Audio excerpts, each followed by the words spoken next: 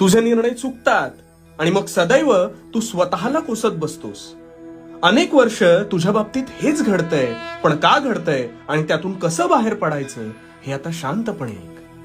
तू एखाद्या गोष्टीची चांगली सुरुवात करतोस, पण त्यात खाचखळगे आले की लगेच डगमगतोस आणि अपयश तुला पचवता येत नाही आणि म्हणून तुला आपल्याला सुरू केलेली ही गोष्ट काही जमतच नाहीये की काय असं वाटू लागतं. आणि इथेच तू चुकतोस. तुझ्या मस्तिष्कात दोन मनं वावरत असतात. त्यातील एक मन तुला नवनवीन गोष्टी करायला प्रवृत्त करतं आणि दुसरं तुला कायम आराम करायला शिकवतं. म्हणजेच तू आठवून बघ, कधी कधी तू एखादी गोष्ट चांगली करायची ठरवतोस पण त्याला मुहूर्तच मिळत नाही.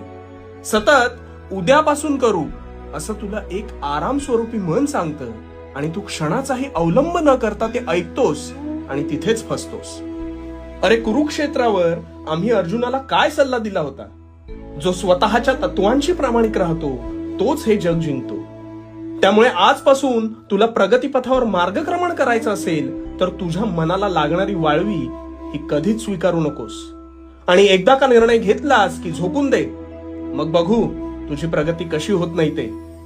आणि भिवू नकोस, मी तुझ्या पाठीशी आहे.